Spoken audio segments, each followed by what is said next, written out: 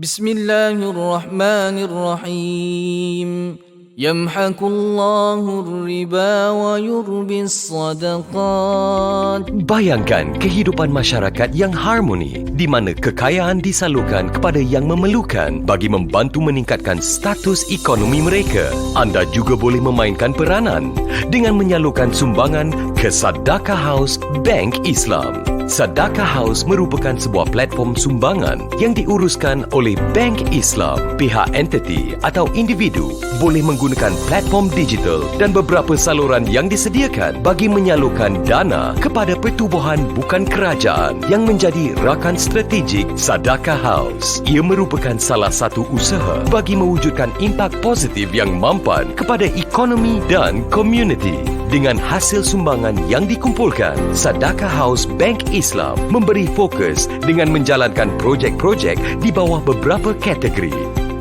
Kesihatan, membiayai perbelanjaan perubatan.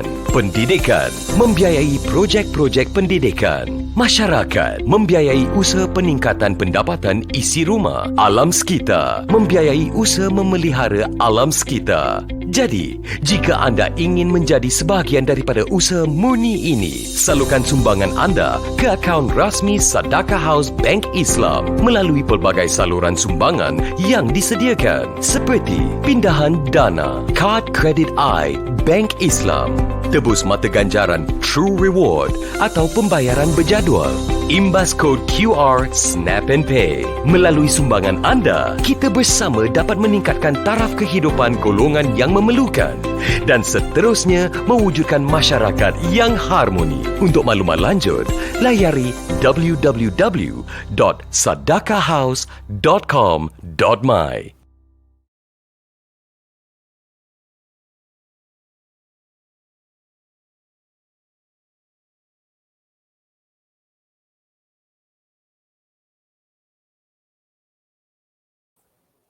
Bismillahirrahmanirrahim. Alhamdulillahi rabbil alamin. Wassalatu wassalamu ala rasulil amin wa ala alihi wa sahbihi ajma'in, amma ba'd. Assalamualaikum warahmatullahi wabarakatuh dan selamat sejahtera buat sidang penonton Wacana Selasa Keuangan Sosial. Sebuah program yang dibawakan oleh Sadaqah House Bank Islam Malaysia Berhad yang merupakan satu medan, platform, medium perbincangan dan pertukaran idea, ilmu, pengalaman dan nasihat daripada pakar-pakar yang berkaitan dengan impak sosial dan sektor keuangan sosial. Siri Wacana pada hari ini akan membincangkan topik apa khabar mahasiswa kita, iaitu topik berkenaan isu kemahasiswaan di institusi pengajian tinggi, cabaran dan permasalahan yang dihadapi oleh mereka ketika era pandemik COVID-19 ini.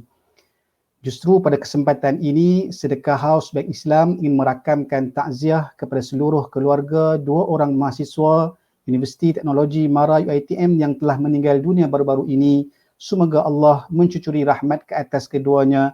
Al-Fatihah.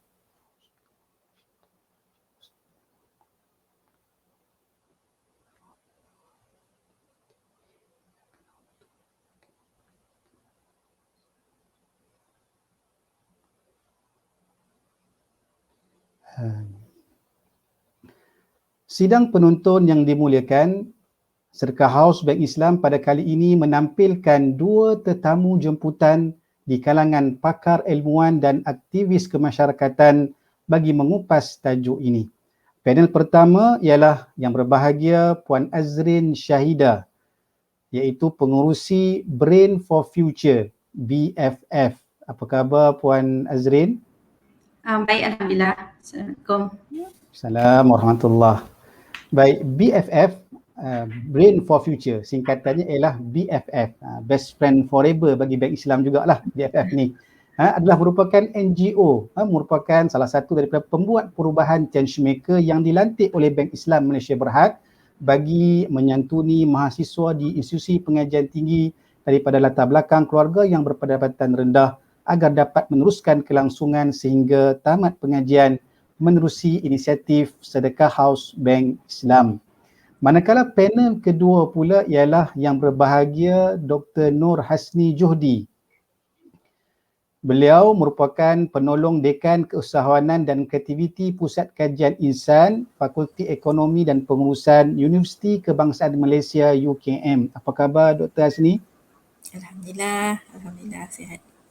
Baik, cantik Assalamualaikum. background. Waalaikumsalam warahmatullahi. Cantik background doktor tu. Ya, terima kasih. Baik. Ambil daripada green screen. Ya. Sidang penonton yang dimuliakan, kini sudah setahun lebih, setahun lebih para mahasiswa di Malaysia menghadapi perubahan norma baru dalam pengajian di institusi pengajian tinggi disebabkan pandemik COVID-19 yang telah melanda negara kita dan bahkan seluruh dunia. Seiring dengan perintah kawalan pergerakan PKP, kemudian kita adanya PKPB bersyarat, kita ada PKPD dan sekarang berada dalam tempoh Pelan Pemulihan Negara PPN, maka kerajaan Malaysia yang mana betul semua ialah bertujuan untuk membendung penularan wabak COVID-19, maka kaedah pembelajaran atas talian ataupun pembelajaran jarak jauh ataupun juga disebut sebagai Open Distance Learning ODL, yang mana merupakan suatu keperluan pengajian saat ini sama ada bermula di peringkat sekolah maupun di peringkat institusi pengajian tinggi. Bahkan kebanyakan universiti tempatan baik awam maupun swasta termasuk sekolah-sekolah di Malaysia tiada pilihan lain dengan menggunakan kaedah pengajaran dan pembelajaran secara maya bagi memastikan silibus pengajaran dapat disampaikan dengan sebaik mungkin dan sesi pembelajaran tidak ditangguhkan. Justru sudah tentulah terdapat banyak di sana ada impak sama ada positif maupun adanya kekangan ataupun permasalahan yang timbul daripada pelaksanaan mood pendidikan baharu ini kepada para mahasiswa kita. Ditambah pula dengan masalah mungkin persekitaran yang tidak menyokong, tidak mempunyai peranti atau capai internet yang mencukupi dan masalah ekonomi keluarga yang terjejas disebabkan pandemik COVID-19 ini. Dan barangkali juga mungkin memberi kesan kepada kesihatan mental, emosi dan fizikal kepada mahasiswa dalam menyiapkan tugasan, assignment mereka dan persiapan menghadapi peperiksaan. Jadi di sini saya ingin mengajukan soalan kepada panel yang pertama, yang bahagia Puan Azrin. Justru bagi menyelami hakikat sebenar isu dan juga permasalahan yang dihadapi oleh mahasiswa kita ini, boleh Puan Azrin berkongsikan mengenai Brain for Future, BFF. Disebut BFF ni akanlah merujuk kepada Brain for Future. Itu sebuah NGO yang telah menyantuni ramai mahasiswa daripada golongan keluarga yang berpendapatan rendah. Dan sejak 2 tahun mengharumi pandemik ini, menurut pengalaman BFF lah, apakah permasalahan sebenar yang dihadapi oleh mahasiswa kita ini? Silakan yang berbahagia Puan Azrin. Terima kasih. Assalamualaikum warahmatullahi wabarakatuh. Pertama sekali terima kasih kepada Sadaqah House untuk jemputan bagi Brain for Future, bagi berkongsi sedikit sebanyaklah tentang kami dan juga apa permasalahan yang dihadapi oleh penerima-penerima kami. So saya ingin share slides background. Sorry.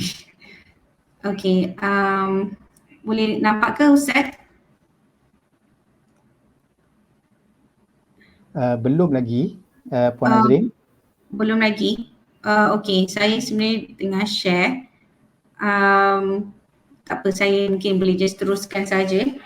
Okay, so Brain for Future adalah satu NGO yang ditubuhkan pada Jun 2015 dan kami berdaftar dengan ROS, Registrar of Society, pada September 2018. So kami adalah sebuah inisiatif bertujuan untuk menangani masalah kemiskinan melalui pendidikan. Puan Azrin, mohon maaf, boleh cuba share sekali lagi Puan Azrin? Okey, sekejap. Hati kita nak tengok juga tu bingkisan yang disediakan oleh Puan Azrin. Silakan.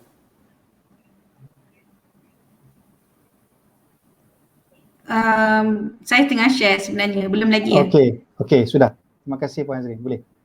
Okay, so Jadi misi kami adalah untuk membantu pelajar-pelajar peringkat universiti daripada keluarga B40 untuk dapat menamatkan pelajaran mereka tanpa kekangan yang disebabkan isu kewangan lah. So kami rasa ini adalah satu cara untuk membantu pelajar-pelajar ataupun keluarga B40 untuk mengubah ataupun menambah baikkan taraf ekonomi keluarga dengan memastikan adalah di antara anak-anak mereka yang dapat memasuki universiti dan semoga itu satu jalan untuk mereka mendapat pekerjaan yang dan macam menyumbangkan kepada keluarga lah kembali. Saya rasa itu sama objektifnya kepada institusi yang memberi zakat, itu dengan harapan mereka satu hari nanti pula akan menjadi daripada penerima menjadi pemberi zakat. Okey, so ahli jawatan kuasa BFF, kami ada 7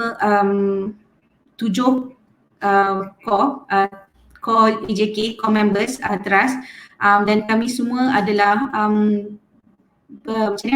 dalam persatuan ini secara sukarela, ni secara part time, secara separuh masa. So ada saya dengan Halimatun sebagai pengurusi bersama dan tim-tim saya yang lain dekat sini. Jadi kami semua membuat inisiatif ini di samping pekerjaan hakiki kami lah. Jadi apakah jenis bantuan yang BFF menawarkan? Kami menawarkan elang bulanan kepada pelajar-pelajar. Elang bulanan ni boleh daripada jumlah dia bergantung dengan keadaan pelajar permohonan itu. Kita ada memberikan allowance one off untuk pembayaran yuran, dan kami ada memberikan mentoring, coaching dan juga latihan soft skills. So tiada kontrak antara BFF dan penerima, tetapi pelajar dikendaki memberikan maklum balas tentang keputusan peperiksaan setiap semester sepanjang tajaan dan menyertai WhatsApp group dan aktiviti yang diadakan. Seterusnya, saya tak pasti sama ada slides ni sedang bergerak atau tidak. So kalau dalam proses permohonan kami, pelajar perlu mengisi borang permohonan atas talian dan kami akan melakukan saringan, dan seterusnya ada proses temu duga.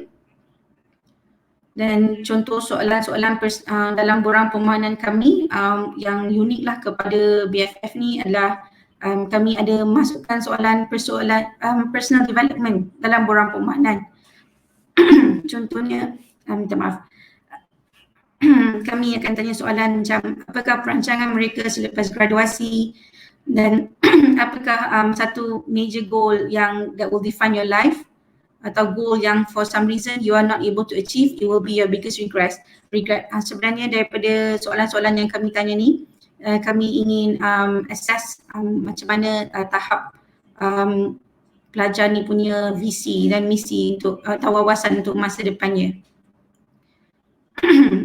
Jadi untuk bilangan pelajar dan jumlah tajaan, kami sebenarnya telah memberikan tajaan bermula daripada tahun 2015, dan daripada 2015 kami memberikan tajaan kepada 24 pelajar daripada 2 IPTA dengan jumlah 18,800, dan saban tahun dia meningkat, dan pada tahun 2020, tahun lepas, kami telah berjaya memberikan bantuan kepada 151 pelajar daripada 17 IPTA dengan jumlah sebanyak RM189,000, dan penyumbang terbesar kami adalah daripada Sadaqah House.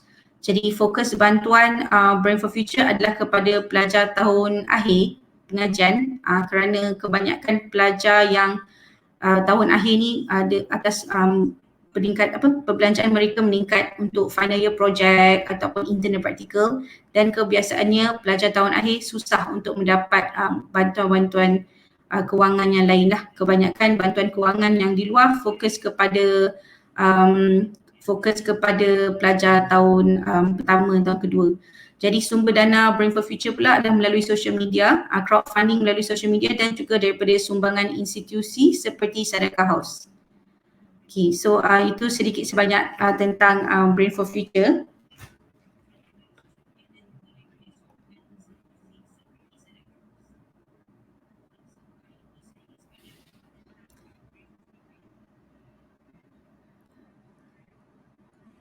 adakah saya terus berkongsi kepada tentang permasalahan pelajar? Okey. Teruskan.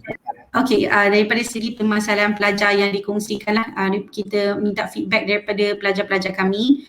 Okey, yang ni umumnya rata-rata semua pelajar pun masalah yang sama, iaitu akses internet yang tidak stabil, yang lemah, terutamanya pelajar di kawasan pedalaman, dan semestinya data mereka tidak mencukupi, lebih mencabar untuk pelajar sewaktu menduduki peperiksaan akhir.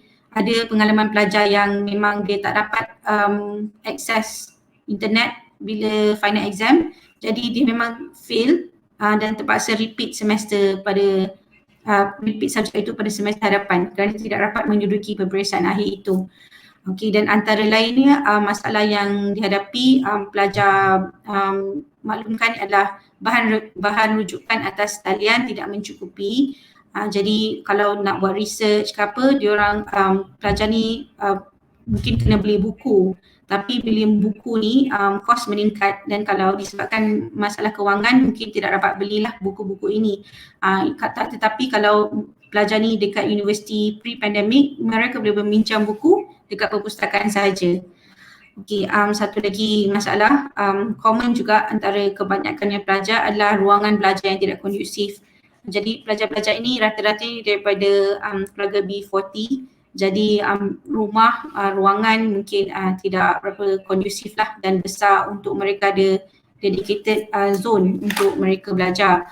So kami ada pelajar yang dia punya mak kerja sebagai mengambil upah jaga anak-anak kecil, anak-anak jiran. So dia akan belajar dekat ruang tamu sambil dekat dia punya persekitaran adalah anak-anak kecil yang berjalan-jalan lah dan membuat bising. So tu sedikit mengganggu proses pembelajaran. Ada juga pelajar kami yang dia terpaksa kerja part time.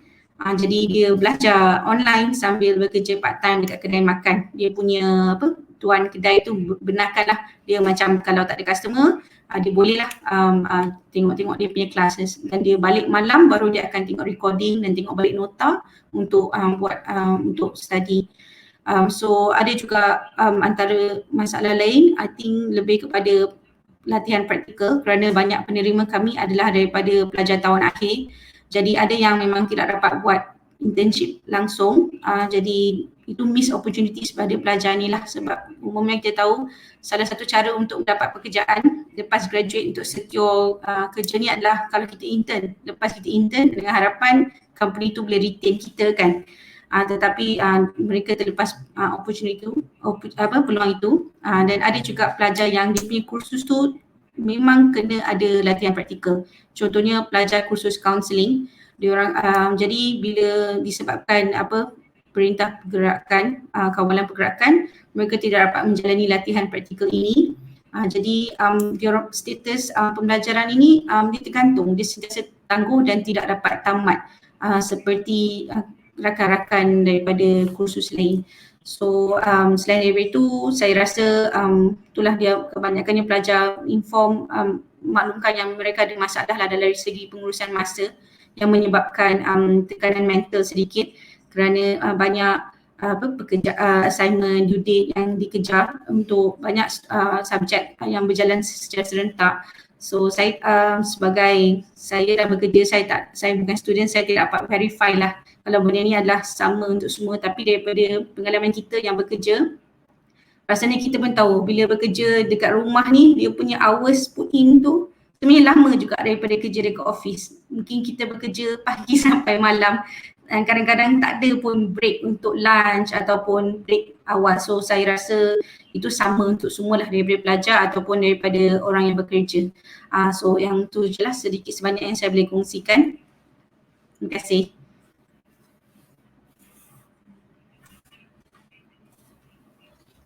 Terima kasih Puan Nazrin atas penjelasan mengenai Brain for Future BFF, sebuah NGO yang mengambil berat dan peduli kepada mahasiswa yang memerlukan sokongan, bantuan keuangan dan juga bimbingan dan juga mentoring daripada mereka yang menyayangi akan para mahasiswa ini untuk membela akan nasib mereka dalam bidang pendidikan ini agar dapat diteruskan sehinggalah penghujungnya. Dan juga dinyatakan tadi tentang real masalah yang dihadapi oleh para mahasiswa kita. Setiap kita ada masalah dan juga termasuk mahasiswa kita juga berhadapan dengan masalah mengenai akses internet yang tidak mencukupi, bahan rujukan atas talian yang tidak cukup, yang memerlukan kos kalau ingin membeli buku, dan ruang belajar yang tidak kondusif, ada yang terpaksa bekerja part time, dan pengurusan masa yang dihadapi oleh para mahasiswa kita yang akhirnya memberi kepada tekanan emosi dan juga mental kepada mereka ini. Jadi itu adalah kisah yang benar berlaku. Ini bukan suatu yang boleh kita nyatakan ia sebagai satu rekaan. Ia benar-benar berlaku di dalam realiti mahasiswa kita di institusi pengajian tinggi. Jadi dengan adanya NGO seperti BFF ini, mudah-mudahan sikit sebanyak dapat memberi sokongan kepada mereka ini. Dan saya rujuk kepada maklumat berkaitan dengan BFF ini bertepatan dengan visi BFF, iaitu to end poverty through education, dan misi mereka ialah to ensure a non-disruptive education by providing the financial aid and mentoring to these underprivileged students. Baik, terima kasih kepada Puan Azrin. Baik, sidang hadirin yang dikasihi sekalian. Sebenarnya tadi kita mendengar respon penjelasan daripada aktivis yang memang menyelami akan masalah mahasiswa kita di lapangan. Maka universiti sebagai sebuah institusi pengajian tinggi yang disebut sebagai menara ilmu, merupakan gedung ilmu yang sangat penting dalam melahirkan mahasiswa yang menjadi masa depan kepada negara kita di Malaysia. Dan dalam isu pandemik COVID-19 ini tidak dinafikan. Semua pihak mengambil maklum dengan cabaran, masalah dan kekangan yang berlaku. Termasuklah di pihak universiti sendiri telah maklum akan kekangan dan permasalahan-permasalahan yang dihadapi oleh mahasiswa berkenaan isu peranti, capaian internet, persekitaran dan keluarga. Jadi ingin saya ajukan soalan kepada panel yang kedua, Dr. Nur Hasni Juhdi selaku penolong dekan di Fakulti Ekonomi dan Pengurusan di UKM, dan di pihak UKM sendiri apakah permasalahan yang turut dihadapi oleh mahasiswa di UKM dan apakah persediaan yang telah dilakukan oleh pihak UKM dalam menghadapi dan membantu dan menolong akan para mahasiswa kita ini. Silakan yang bagi doktor. Bismillahirrahmanirrahim. Terima kasih Haji Ustaz Juzaili. Beginilah di sebagai sebuah universiti awam UKM di mana saya boleh kata majoriti pelajar kami adalah kategori keluarga B40 daripada keluarga B40, yang mana kita maklumlah bila keluarga B40 ni selain daripada masalah kewangan, ia juga terutamanya sekarang ni satu lagi ialah masalah ruang yang macam Puan Azrin cakap tadi, betul, dan mereka diberi alternatif untuk memilih berada di kampus, berada di dalam universiti kerana nak mengatasi masalah capaian internet, dan satu lagi peluang kepada pelajar yang berada di luar kampus, iaitu tinggal bersama ibu bapa, untuk mereka aktif menjalankan aktiviti-aktiviti bisnes kecil-kecilan online, dan itu aktiviti itu diberikan kredit lah dalam kursus-kursus tertentu, terutamanya di Fakulti Ekonomi dan Pengurusan FEP UKM ini. Pelajar-pelajar kami memang didedahkan, memang dibimbing untuk menjadi siswapreneur. Siswapreneur ni maksudnya ialah pelajar-pelajar digalakkan untuk menjalankan perniagaan secara kecil-kecilan dalam talian untuk memberikan suntikan daya usaha supaya mereka berusaha mengisi masa, dalam masa yang sama mengisi waktu, kebosanan dan stres, dan hasilnya ialah serba sedikit kewangan lah, serba sedikit keuntungan, penjanaan keuntungan. Difahamkan saya menerima satu makluman daripada pihak pelajar, ada yang menjana pendapatan melebihi 5 angka setiap bulan ketika kelas ataupun kelas online ya. Yang duduk di luar lah, yang duduk dengan mak bapak, yang duduk di luar kampus. Manakala yang di dalam kampus pula mereka agak terhad lah untuk melakukan aktiviti-aktiviti perniagaan ini ya. Itu satu. Yang kedua ialah dari segi dari segi pembentukan penstrukturan program atau kursus aktiviti keusahawanan. Pihak universiti ataupun fakulti membantu pelajar golongan B40 ini terutamanya untuk menjalani kursus-kursus aktiviti yang berstruktur supaya mereka dapat menguasai kemahiran-kemahiran berperniagaan. Sebenarnya berniaga ini satu perkara yang sangat susah ya, sangat susah untuk berjaya. Apatah lagi untuk sustain di zaman COVID-19, dan pelajar ini dimaklumkan hakikat sebenar perniagaan. Tetapi kami melihat mereka sangat gembira dan sangat gigih sangat teruja untuk menjalankan perniagaan mereka. So di fakulti sendiri terdapat lebih kurang 20 syarikat pelajar yang berdaftar di SSM. Kami juga menggalakkan mereka untuk bekerja sebagai tim ya, membentuk satu tim, dan mereka membina syarikat berdaftar di SSM. Dan saya dapat tahu mereka dapat mengumpulkan semua 20 enterprise SSM ini tadi, siswapreneur tadi, menghasilkan lebih 200,000 sales ya ketika pandemik COVID-19 ini. So dalam masa yang sama mereka belajar memenuhi kerja-kerja kursus, projek-projek, menjalankan projek-projek untuk tahun akhir terutamanya. Dalam masa yang sama mereka rasa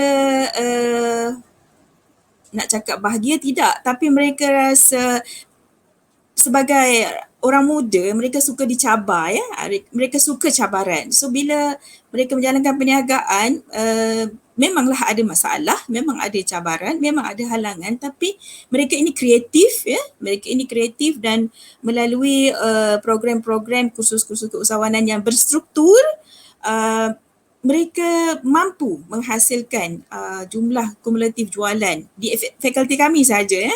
Ada lagi 13 fakulti lain di UKM. Di fakulti FEP sendiri itulah ya, pelajar-pelajar ni lagi dikurung, lagi online kelas, bagi setakat inilah saya tak nampak mereka depressed ya, tak nampak mereka depressed, tapi mereka rasa gembira, mereka rasa teruja untuk berniaga secara kecil-kecilan lah.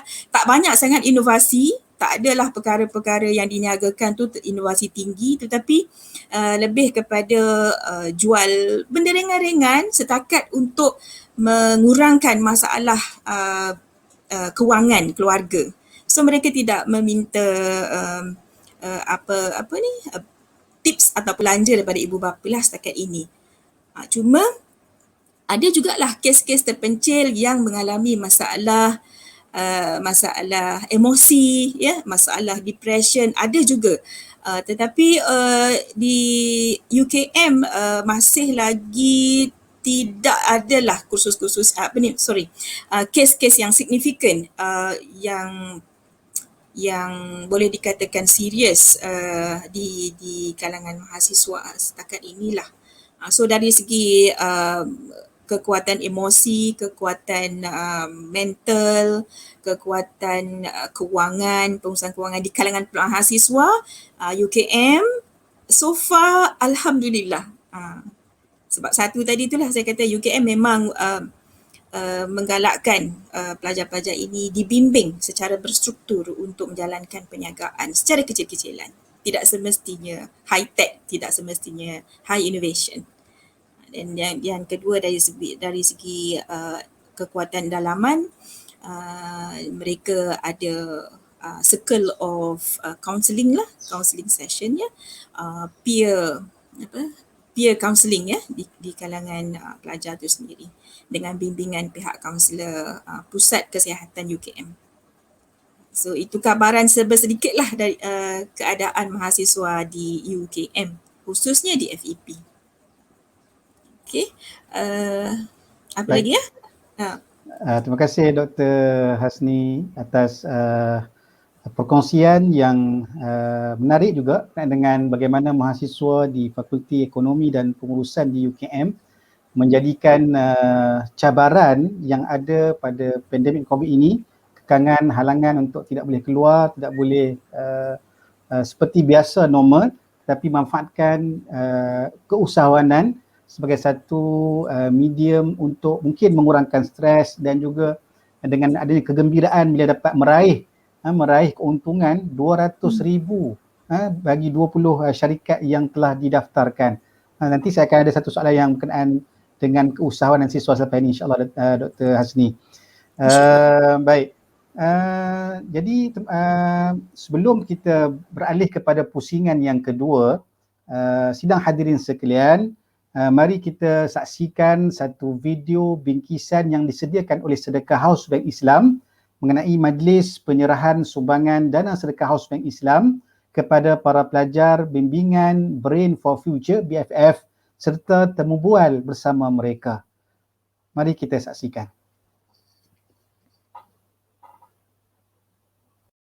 Menunjukkan apakah sumbangan yang telah diberikan oleh Sedekah House kepada mereka untuk membantu dari segi menjalani kehidupan mereka. Okey, baik. Jadi untuk itu saya akan mempersilakan semua pelajar-pelajar untuk menayangkan secara mock sumbangan yang telah sampaikan kepada anda semua. Itu sumbangan dana Sedekah House Bank Islam. Dipersilakan. Alright. So, alhamdulillah Bank Islam dibawakan oleh Sedekah House telah menyumbangkan sebanyak ringgit Malaysia 60,000 pada hari ini kepada pelajar-pelajar tersebut. Okay. So kita tidak ada majlis secara fizikal, makanya kita buat majlis secara maya. Tapi yang pentingnya manfaat itu diterima oleh pelajar-pelajar sekalian. So boleh goyang-goyang sikit. So dapat okay, alhamdulillah senyum, semua tersenyum. So boleh orang kata concentrate dan fokus kepada pembelajaran. Tak perlu fikir lagi berkenaan untuk mencari duit dan sebagainya. Harap-harap kami di Sedekah House dan juga penyumbang-penyumbang yang lain mendoakan semoga adik-adik pelajar akan terus berjaya. Kita semua tahu yang tahun 2020 dan 2021 merupakan antara tahun-tahun yang sangat berat, sangat struggle untuk semua orang. Jadi saya juga tak terkecuali sebab waktu tu baru nak adapt dengan PDPR, baru first time. Jadi saya juga sempat lost, sempat rasa macam nak quit study semua tu kan. Tapi sebab saya tahu cabaran tu kat mana-mana pun ada. Jadi kita kena teruskan walaupun dengan keadaan time tu internet dekat kawasan rumah saya memang tak okey, memang sangat slow sampai sekarang pun. Jadi dengan kita tak boleh nak jumpa lecturer secara face to face macam dulu, tak boleh nak refer senang-senang, kena tunggu masa yang sesuai. Ialah sebab masing-masing tengah rasa macam betul ke kita kena buat semua ni kan, kena selesaikan semua ni secara online, kena adapt dengan keadaan baru macam ni kan. Lepas tu bila saya dapat tahu adanya bantuan melalui BFF ni, saya mula try, saya cubalah, mohon kan, cuba je sebab saya rasa mungkin ramai lagi, saya yakin yang ramai lagi orang kat luar sana yang lebih struggle, yang lebih memerlukan bantuan ni. Jadi saya cuba nasib je, tak salah mencuba, jadi saya cuba nasib. Alhamdulillah ada rezeki untuk saya. Walaupun bagi orang lain mungkin sikit, tapi bagi saya sangat bermakna sebab sebelum ni saya biaya pengajian saya sepenuhnya bergantung dengan PTPTN dan juga kerja part time bila cuti semester. Tapi bila COVID ada, tak pernah buat macam tu. Saya pernah kerja part time tapi diberhentikan separuh daripada waktu kerja tu diberhentikan terus sebab keadaan COVID yang makin teruk time tu. Jadi saya berfikir juga macam mana nak buat ni, macam mana. Lepas tu saya macam okay, tak salah kalau kita minta bantuan ni. Kalau dapat lah, kalau tak dapat. Lepas tu bila dah dapat tu alhamdulillah sangat bantu untuk saya langgar internet semua tu dan bantu untuk saya lebih bertenang lah sebab sebelum ni memang sepenuhnya saya bergantung pada PTPTN dan waktu cuti semester. Jadi insyaAllah doakan saya pula nanti akan dapat membantu balik masyarakat yang senasib ataupun yang memerlukan, insyaAllah doakan. Daripada sumbangan Sadaqah House, ini secara pribadi memang serba sedikit dapat membantu saya lah. Ya, kita tahu sebelum ini kita belajar secara online di rumah. Ya, sebelum ini saya punya kos paksa belajar secara online di rumah. Jadi keuangan tuh sangat banyak anda guna lah dari segi beli data internet dan sebagainya. Tapi untuk SEM ini kos saya mengarahkan untuk balik ke kampus sebab dia ada hands on lah, so lagi banyak pengorbanan yang dilakukan dari segi masa pengangkutan, keuangan, dari segi makanan lah, makanan begitu. So apa yang saya mau cakap di sini, saya ingin mengucapkan ribuan terima kasih kepada Sadaqah House sebab dapat mengurangkan sedikit beban dari segi keuangan. Sebelum saya menerima bantuan ini, boleh dikatakan saya jarang sekali kekal dalam kelas online sehingga tamat, ya, sehingga habis. Ialah capaian internet yang lemah dan menyebabkan saya berulang kali terkeluar daripada kelas online itu. Dan kesannya saya pun kurang fokus dalam mata pelajaran yang saya ambil. Tapi sejak hadirnya bantuan ini, masalah untuk terus kekal dalam kelas online dapat saya atasi. Ya, dengan bantuan itu juga saya melanggan data internet yang lebih besar, yang lebih banyak. Jadi mudahlah untuk saya menghadiri kelas tanpa sebarang gangguan internet. Dan kehadiran saya pun pada waktu itu memang agak merangsangkan. Adik-adik saya juga berkesempatan merasa bantuan ini kerana mereka pun berada dalam situasi kesukaran untuk menyertai PDPR kerana gangguan internet lah. Okay. Dan memuat turun nota-nota. Dengan bantuan ini, saya dan juga adik-adik boleh menyertai PDPR dengan begitu lancar sekali serta dapat mengakses internet untuk memuat turun nota-nota penting tanpa merisaukan data akan habis. Bagaimana Sadaqah House ini membantu saya, terutama dalam musim pandemik masa kini. Saya sedang menjalani latihan industri di Arkib Negara Malaysia, Cawangan Negeri Johor selama 3 bulan, bermula daripada bulan Julai sehingga Oktober, dan saya tidak diberikan sebarang allowance pada setiap bulan. Jadi melalui sumbangan yang diberikan dapat membantu sedikit sebanyak dalam pembelanjaan saya pada setiap bulan sehingga akhir praktikal ini. Bagi Brain for Future, sejak daripada mula bersama-sama dengan Sadaqah House, 150,000 telah pun disalurkan untuk manfaat 94 pelajar di lebih daripada 15 buah IPT di seluruh negara, iaitu di Semenanjung, Sabah dan juga Sarawak. Hadirin sekalian, segalanya yang dilakukan oleh Sadaqah House ini dimungkinkan oleh kepercayaan yang diberikan oleh para penyumbang, sama ada penyumbang individu ataupun penyumbang institusi. Umpamanya sumbangan kepada para pelajar pada petang ini adalah dimungkinkan oleh penyumbang institusi, penyumbang korporat seperti Premier Card Sendian Berhad, salah satu daripada rakan strategi Sadaqah House. Bagi pihak Sadaqah House, kami merakamkan jutaan terima kasih kepada Premier Card Sendian Berhad dan kami mengalu-alukan rakan-rakan korporat yang lain untuk turut bersama Sadaqah House memberikan kepercayaan kepada Sadaqah House untuk menjadi jejambat kepada penerima-penerima yang berhak untuk kita sama-sama berkongsi rezeki dengan mereka. Akhirnya, marilah kita bersama-sama untuk terus memberi sesama kita, khususnya dalam situasi yang penuh kesulitan semasa pandemik COVID-19 ini. Malaysian Care for Malaysian at Sadaqah House. Wabillahi taufiq wal hidayah. Wassalamualaikum warahmatullahi wabarakatuh.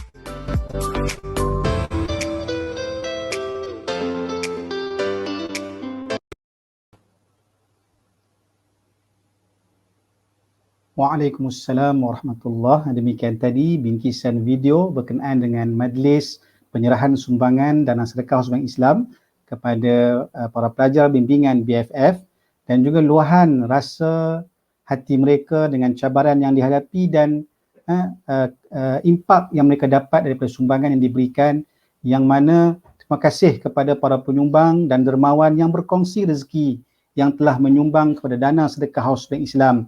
Sumbangan anda sangat bermakna buat mereka yang memerlukan.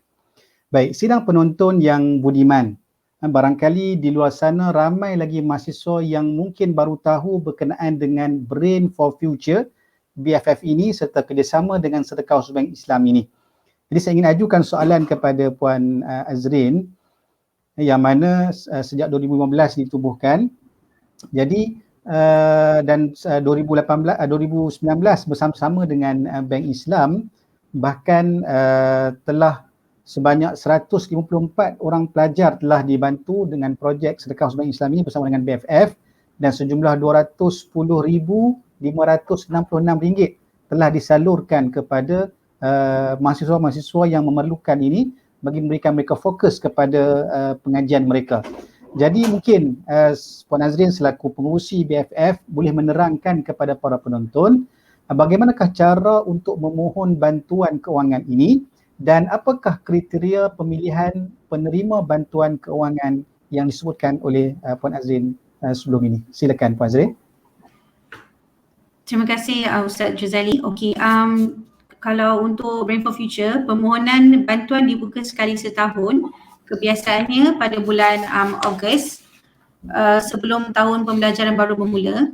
Jadi kami akan wawarkan tentang permohonan ini di akaun social media BFF, terutamanya Facebook, dan memang kami mengharapkan kepada volunteers ataupun daripada orang ramailah followers kami untuk berkongsi tentang permohonan ini. So jadi kami memang menghargai setiap share yang diberikan. Okey, jadi seperti diterangkan tadi, pelajar harus isi borang online dan kami akan membuat saringan shortlist untuk temu duga. Temu duga ni dijalankan sebelum pandemik, kami jalankan temu duga ini secara face to face. Kami pergi universiti ke universiti dengan kumpulan sukarelawan kami lah. Kami ada pool of volunteer interviewers yang mengikuti kami menjalani temu duga ini. Temu duga ni bertujuan untuk membuat verifikasi permohonan dan juga untuk kami memahami dengan lebih isu yang dihadapi pelajar. Jadi yang ni membantu kami untuk membuat penetapan lah berapa jumlah atau bentuk sumbangan yang sesuai diberikan kepada pelajar. Daripada segi kriteria pemilihan, tentunya kriteria pertama pelajar mestilah mereka daripada latar belakang B40. Ada juga M40 yang daripada keluarga M40 memohon, dan kami boleh buat pertimbangan on case by case basis. Iaitu kita tengoklah sama ada bilangan tanggungan yang ramai itu berkadaran tak, atau dengan macam daripada pendapatan keluarga, tanggungan ibu bapa itulah, terutamanya sekiranya pelajar itu daripada Lembah Kelang. Tapi kes seperti ini tidak ramai, masih majoriti penerima kami daripada keluarga B40. Selain daripada itu, penekanan diberikan kepada personal development pelajar, di mana daripada soalan-soalan yang kami tanya dalam borang temu duga dan juga dalam borang permohonan dan juga melalui temu duga, kami macam dapat assess ataupun mengesanlah macam pelajar yang kami ada inginkan penerima yang proaktif, yang berwawasan dan ada hala tuju jelas. Sebab yang ni macam saya nyatakan tadi, kami tak ada kontrak dengan pelajar ini. Bila dia dapat bantuan, dia tak ada isi borang kontrak ataupun perjanjian macam beasiswa. Jadi kami memerlukan pelajar yang ada komitmen, yang boleh berikan komitmen untuk menyertai aktiviti yang kami jalankan, iaitu daripada mentoring ataupun apa-apa online training, soft skills training. Dan juga mereka setiap semester kena update kami lah tentang keputusan peperiksaan mereka. Jadi kalau mereka jenis yang tidak berapa responsif, sedikit susahlah untuk kami memastikan ada relationship dan kami monitor dia punya progress daripada segi dia punya peningkatan dalam pendidikan. Jadi kami personal development ni penting juga sebab kami nak pastikan pelajar yang kami bantu ni dia tidak akan berputus asa dan tidak akan berhenti belajar belajar like sekerat jalan. Sebab mungkin dia ada masalah keluarga, dia ada dia low self esteem kerana dia ada masalah keluarga, masalah kewangan. Jadi daripada personal development tu kita dapat tengoklah macam mana pelajar ini dan apa dia punya goals untuk tamatkan pembelajaran dia. Kalau pelajar yang low self esteem, bukan kita tak terima, kita terima juga, dan tapi kita letakkan penguatan lebih kepada pelajar ini dengan memberikan mentoring dan coaching kepada pelajar inilah dengan lebih kerap. So alhamdulillah, antara feedback yang kami terima adalah mereka memang mendapat manfaat daripada mentoring dan soft skills training. Untuk batch yang lepas baru-baru ni memang banyaklah yang dah ada beberapa pelajar yang dah memang message saya, dah maklumkan kami, dia kata dia belum graduate tapi dah dapat tawaran kerja kerana diorang rasa diorang dapat aplikasikan apa yang dibelajar dan dapat daripada program-program kami, terutama untuk resume writing, dengan bagaimana nak menjawab soalan temuduka, dan alhamdulillah diorang sangat menghargai juga mentoring yang coaching proses ini, kerana kadang-kadang pelajar ni dia bukan nak apa tapi dia nakkan teman ataupun someone yang dia boleh berkongsi masalah dan just dapat guidance and advice, kerana mungkin diorang tak dapat tu daripada rumah. Jadi bila diorang dapat Brain for Future dapat menyampaikan connect mereka dengan daripada professionals in industry, dan mereka boleh bertanyalah pendapat lebih tentang alam pekerjaan. Terima kasih. Baik, terima kasih kepada Puan Nazrin. Baik, kepada mahasiswa di luar sana ataupun mereka yang mendengar, menonton sesi wacana kita pada hari ini, maka Brain for Future dan Sedekah Haus Bank Islam ada menanti anda untuk membantu dari segi keuangan dan juga sokongan latihan mentoring yang akan dijalankan oleh pihak BFF.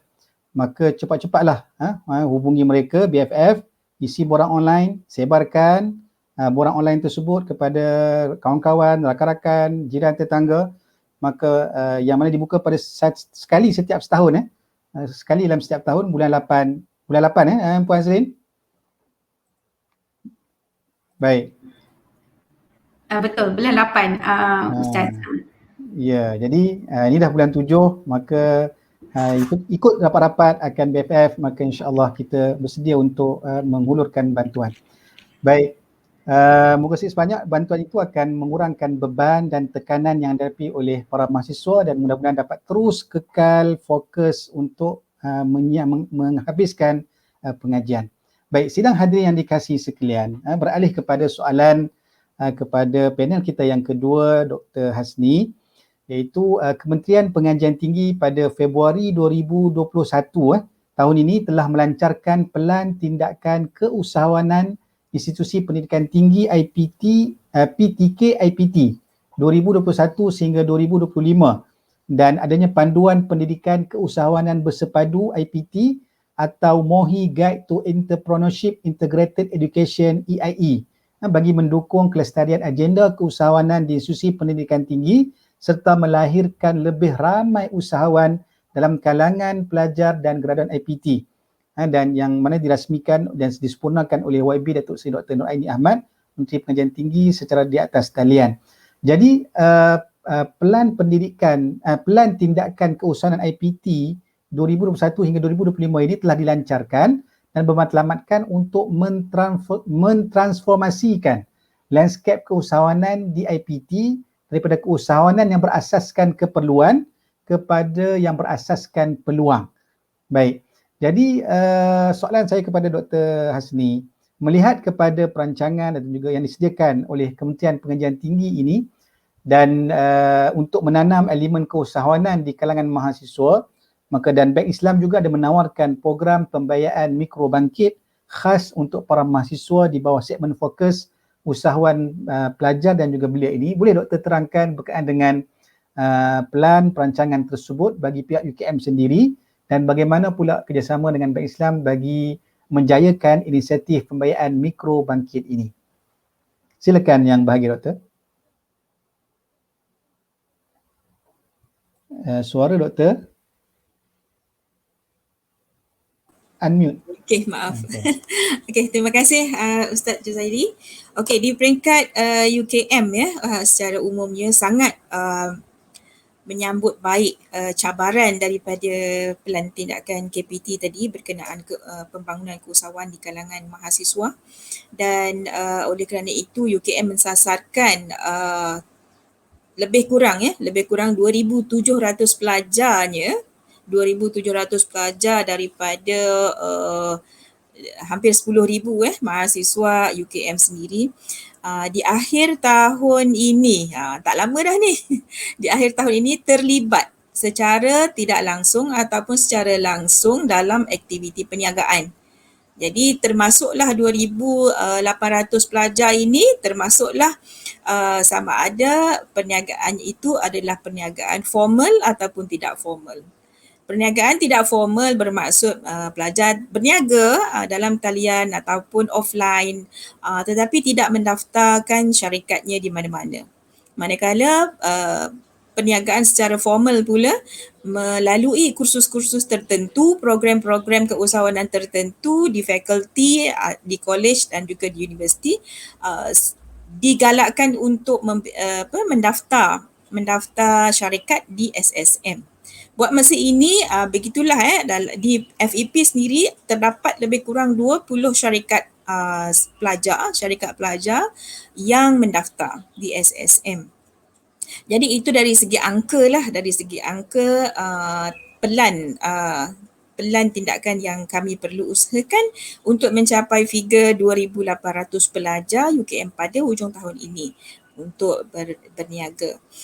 Dan seterusnya daripada angka itu kami kena sediakan prasarana lah. Pertama sekali, terutama sekali ialah prasarana bimbingan, coaching.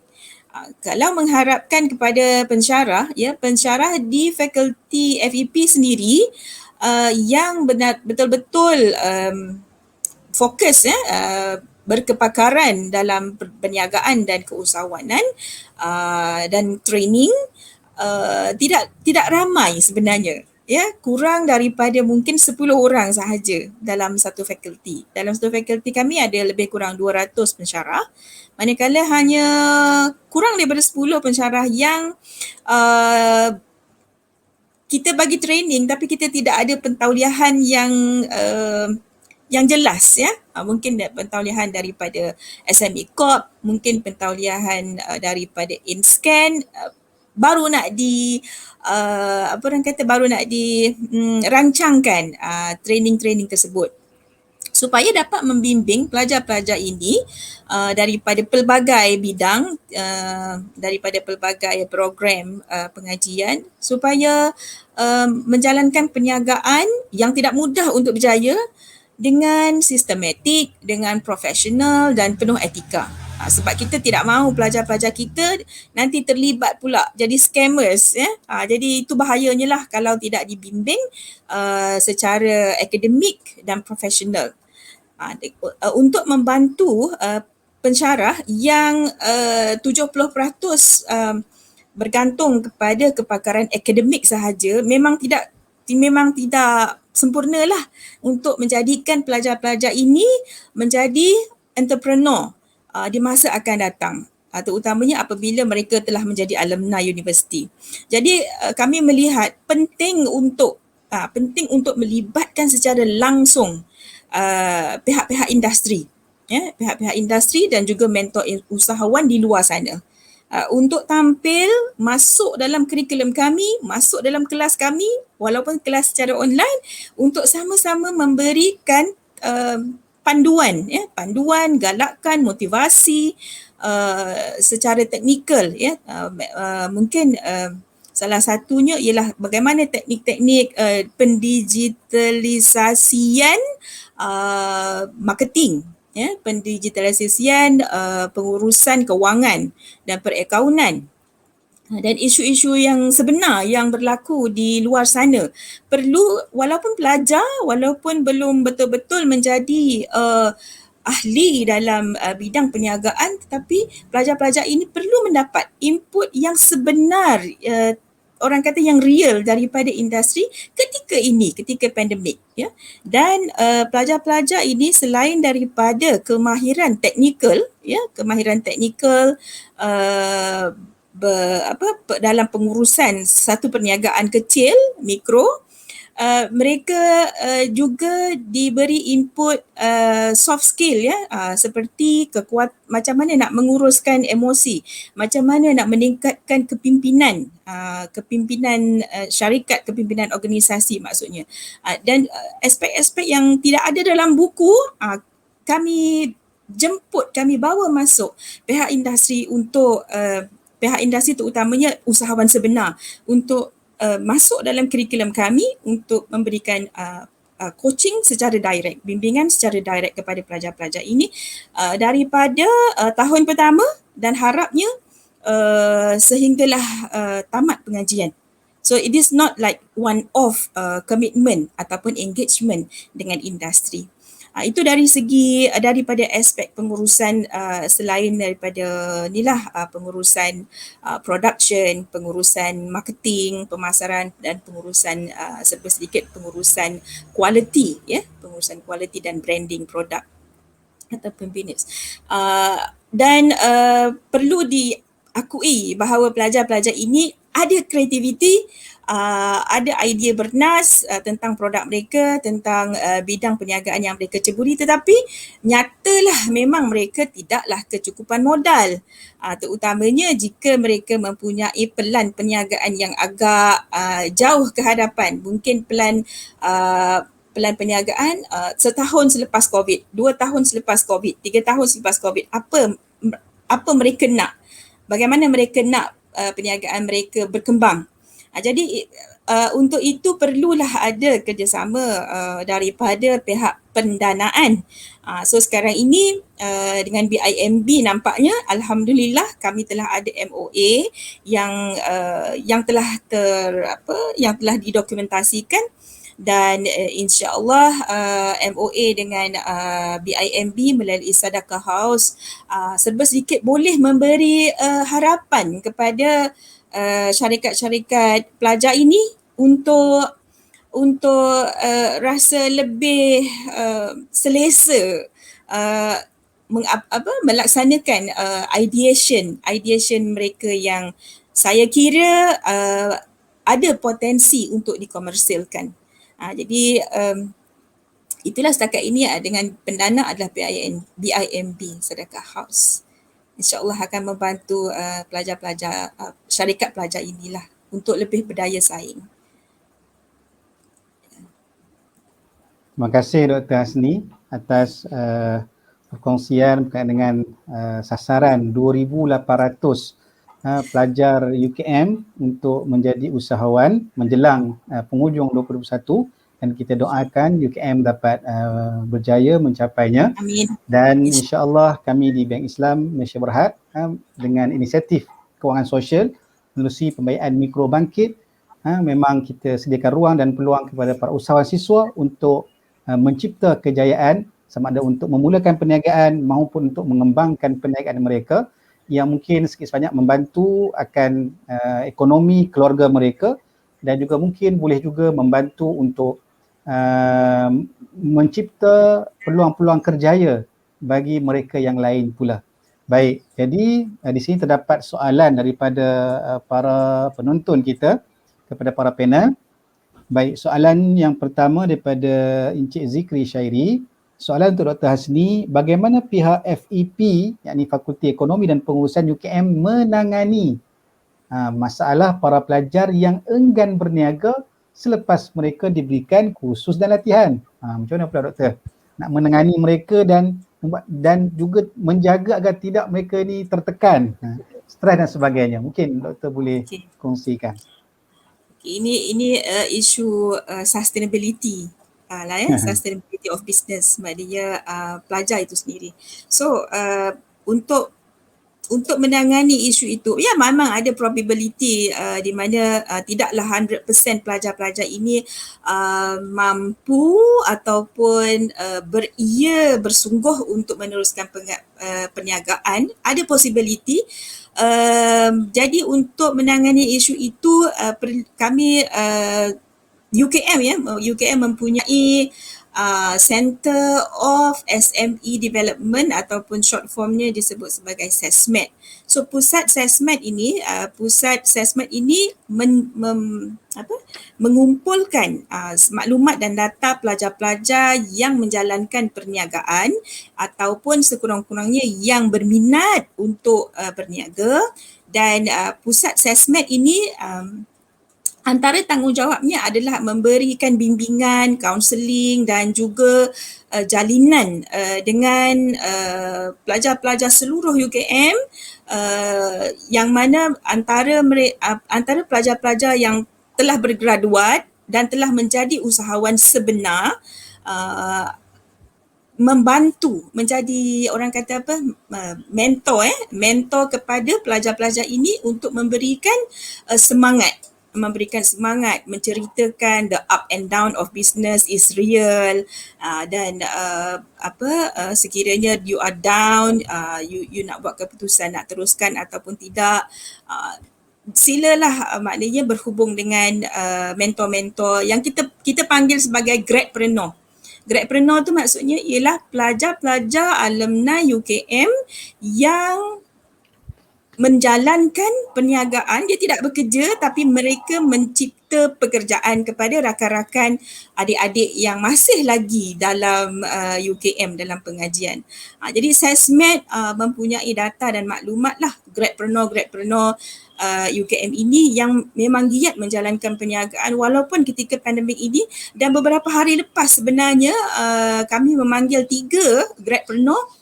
seorang gradpreneur, 2 siswapreneur yang gigih menjalankan perniagaannya ketika pandemik ini, memberikan talk, memberikan sharing of thoughts, sharing of pengalaman kepada rakan-rakan pelajar semua di FEP terutamanya, dan dia open for public, sesi itu open for public. So terdapat 300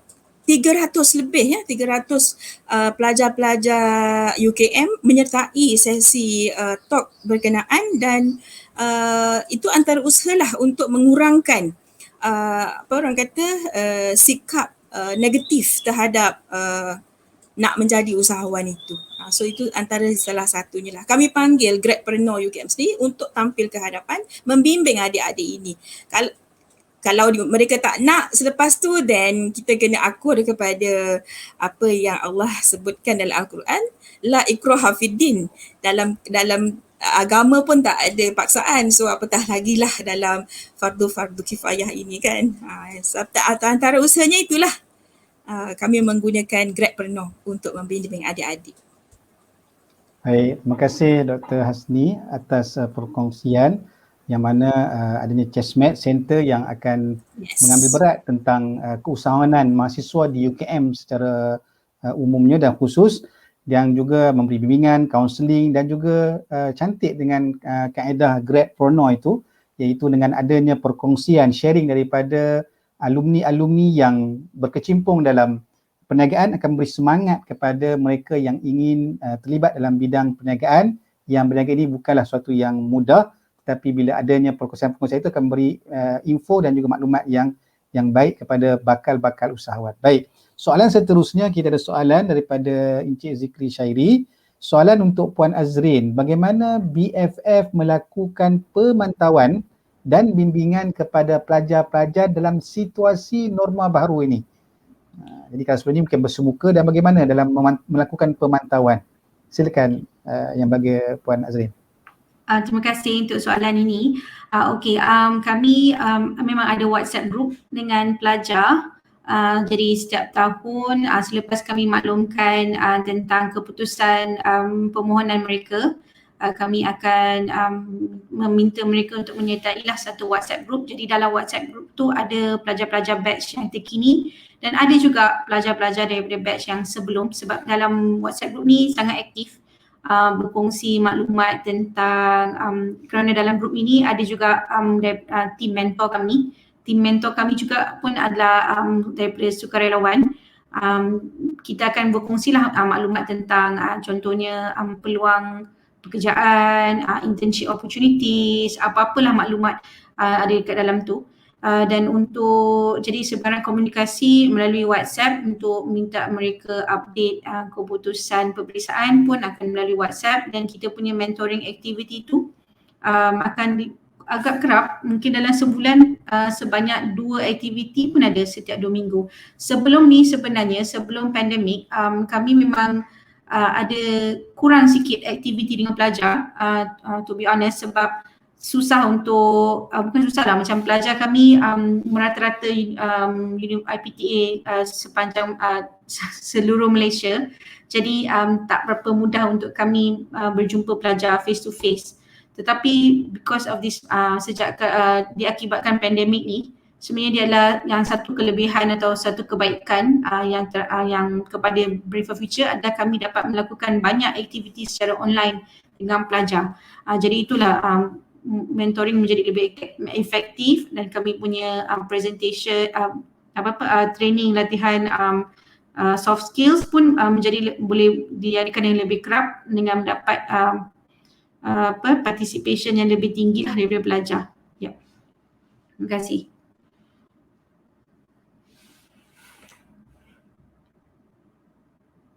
Mike Ustaz Jazaili. Minta maaf. Jadi terima kasih Puan Nazrin atas perkongsian. Ya, yang kita lihat bahawa pandemik ini satu cabaran bagi kita, tapi di sebalik cabaran itu sebenarnya ada peluang dan adanya manfaat yang besar kepada kita untuk kita gunakan bagi mencapai matlamat yang kita capai.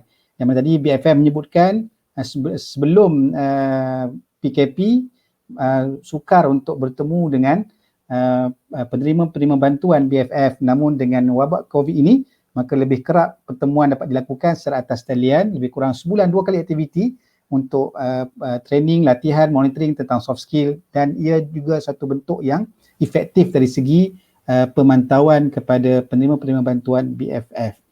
Baik, jadi kiranya kita sudah berada di hampir di penghujung rancangan wacana Selasa Kewangan Sosial yang dibawakan oleh Sedekah House Bank Islam. Justru setelah kita bincang panjang daripada awal, pusingan pertama dan kedua, kita dapat rumuskan bahawa pandemik COVID-19 ini suatu yang mencabar bagi semua golongan, termasuklah mahasiswa, yang akan adanya masalah-masalah yang akan dihadapi, namun perlulah kita hadapinya dengan cara yang terbaik, dan semua pihak berperanan dalam membantu akan golongan-golongan terkesan, khususnya mahasiswa kita di peringkat institusi pengajian tinggi yang juga memerlukan bantuan dan sokongan agar mereka terus kekal fokus dalam pengajian mereka dan seterusnya dapat menghabiskan pengajian mereka di IPT dan dapat menjadi graduan dan dapat menyumbang kembali kepada masyarakat dan juga negara kita. Justru pada para mahasiswa sekalian, diharapkan anda terus sabar dan terus kuat untuk mengharungi norma baharu ini dan dapat berjaya menghadapi cabaran ini dan seterusnya merangkul ijazah yang diidamkan insya-Allah. Dan di sana dan di sini kami di Sedekah House Bank Islam bersama-sama dengan rakan paksana yang ada termasuk BFF, Brain for Future, kami bersedia untuk menyantuni anda bagi mencapai kejayaan yang anda idamkan. Dan untuk maklumat lanjut pada sidang penonton sekalian berkaitan dengan sumbangan ke Sedekah House Bank Islam, maka anda boleh layari akan laman rasmi www.sedekahhouse.com.my. Dan bagi ingin mendapatkan maklumat berkaitan dengan inisiatif kewangan sosial Bank Islam menerusi pembiayaan mikro bangkit, anda boleh melayari akan www.bankislam.com. Dan terima kasih kepada semua para panel jemputan dan sidang hadirin, para penonton yang setia menyaksikan wacana Selasa daripada awal sehinggalah ke saat ini, sehingga ke penghujung rancangan ini. Semoga berjumpa lagi di wacana Selasa akan datang. Teruskan menghulu sumbangan anda melalui Sedekah House Bank Islam. Sumbangan anda yang tulus kami salurkan secara terus dan diurus dengan penuh telus. Nikmat dikongsi, rezeki diberkati. Wabillahi taufiq wal hidayah. Assalamualaikum warahmatullahi wabarakatuh dan selamat sejahtera.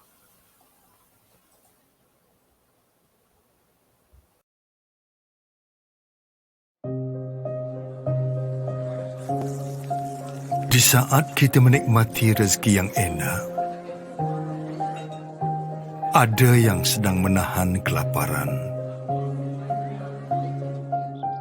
Di saat kita menikmati tubuh badan yang sehat, ada yang sedang terlantar keuzuran. Di saat kita dianugerahkan dengan kesempurnaan,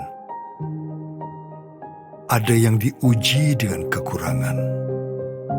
Di saat cahaya-cahaya lampu menerangi malam kita, masih ada yang sedang dalam pergelapan. Di saat kita mensyukuri dengan apa yang ada, kita berbagi buat yang memerlukan. Sedekah House, Bank Islam.